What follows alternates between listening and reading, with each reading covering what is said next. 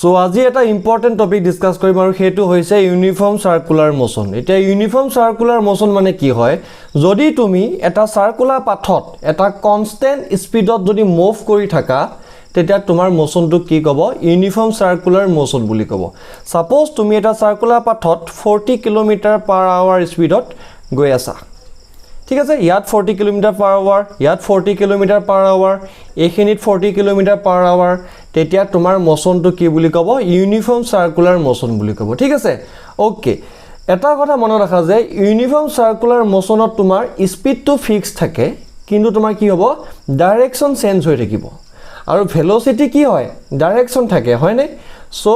uniform সাৰ্কুলাৰ মোশনত স্পিডটো fix থাকিব কিন্তু velocity কি হ'ব চেঞ্জ হৈ থাকিব আৰু ভেলোসিটি ডাইৰেকশন কেটা কেনেকুৱা হ'ব জানা নে তোমাৰ ভেলোসিটি ডাইৰেকশন হ'ব তোমাৰ এনেকুৱা সো এ পইণ্টটো যদি তুমি থাকা তেতিয়া তোমাৰ কি হ'ব ভেলোসিটি ডাইৰেকশনটো টুৱাৰ্ডছ দা টেনজেন্ট হ'ব যদি তুমি এটো পইণ্টত থাকা তোমাৰ ডাইৰেকশনটো টুৱাৰ্ডছ দা টেনজেন্ট হ'ব এনেকে যদি তুমি এটো পইণ্টত থাকা ডাইৰেকশন থাকিব এনেকে যদি তুমি এটো পইণ্টত থাকা তোমাৰ ডাইৰেকশন থাকিব টুৱাৰ্ডছ দা টেনজেন্ট ঠিক আছে ব্লেক এৰোডাল যেনেকে আছে হেফালেদি তোমাৰ কি থাকিব ডাইৰেকশন থাকিব এতিয়া কথাটো হৈছে যে ভেলোসিটি ডাইৰেকশন তোমালোকে গম পালা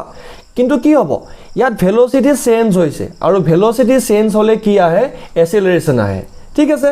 ভেলোসিটি চেঞ্জৰ কাৰণে যেটো এসিলাৰেশন আহিব তাৰ ডাইৰেকশনটো কেনেকুৱা জানানে তাৰ ডাইৰেকশনটো তোমাৰ কি হ'ব টুৱাৰ্ডছ দা সেন্টাৰ